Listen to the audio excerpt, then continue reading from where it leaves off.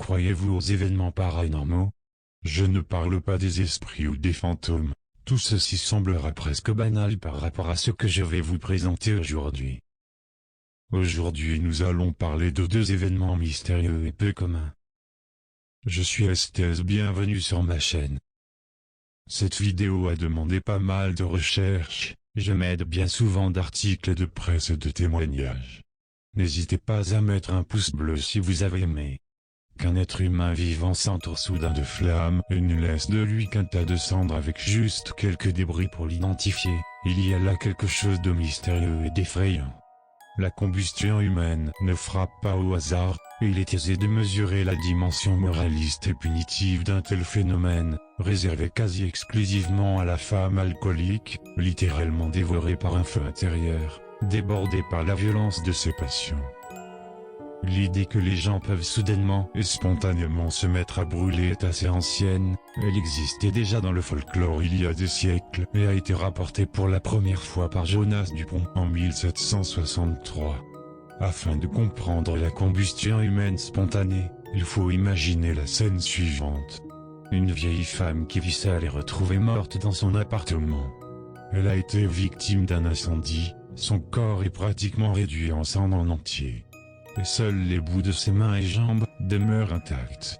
Le pâle contour de sa tête repose sur le foyer du lieu de l'incendie. Il y a des signes qu'un feu a récemment brûlé sur ce lieu. Une substance brune et graisseuse enduit les murs et le plafond près du corps, le reste de toute la pièce est intact.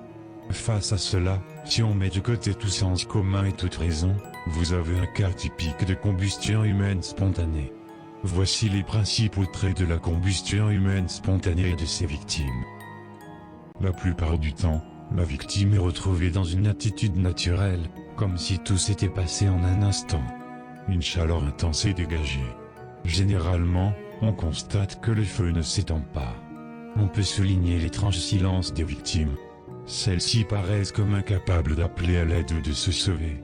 Si, par chance, elles survivent, elles sont généralement incapables de raconter quoi que ce soit de leur aventure. L'âge et le sexe de la victime comptent moins que son état psychique et physiologique. La victime est le plus souvent une personne seule, sédentaire, diminuée par la maladie ou par une sorte de dépression. La victime est sujette à la peur et au désespoir. Mythe, légende, réalité. Les événements que j'ai pu trouver pour réaliser cette vidéo sont extrêmement nombreux. Après la chaleur, allons maintenant nous rafraîchir. La saison printanière approche, le temps s'adoucit, mais la nouvelle histoire que je vais vous énumérer va vous faire froid dans le dos. Aucune explication rationnelle et qui tienne la route n'a été trouvée pour expliquer un tel événement. Mon support est un article de presse. Jean Huillard avait 19 ans au moment où elle a gelé cette nuit à Longby dans le Minnesota. Quelques jours avant Noël, le 20 décembre 1980, elle est allée rendre visite à un ami. Alors que Jean rentrait chez elle, son véhicule a commencé à glisser brusquement sur la route glacée. Elle a été incapable de reprendre le contrôle du véhicule et est tombée dans un fossé.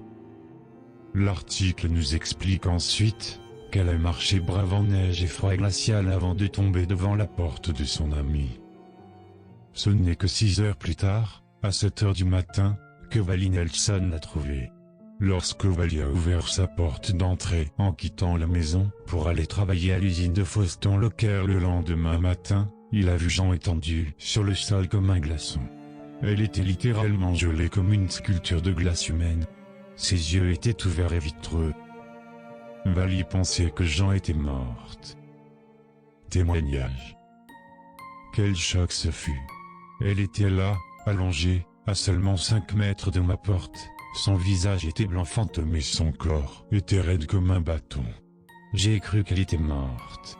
Mais j'ai cru entendre un léger gémissement. Je l'ai emmenée en toute hâte à l'hôpital.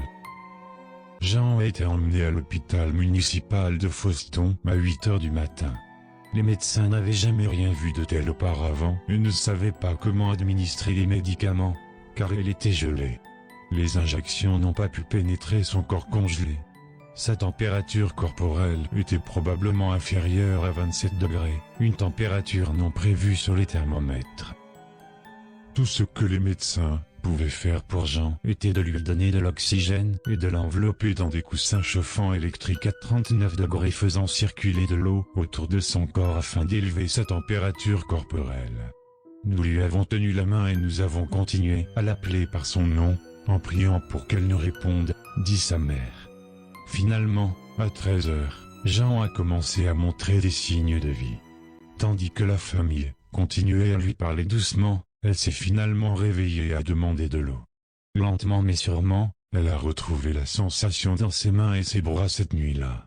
Au 3e jour, elle pouvait bouger ses jambes. À la grande surprise de ses médecins, aucune amputation n'a été nécessaire et le pronostic de la perte de ses 2 jambes s'est avéré faux. Cette affaire est vraiment étrange.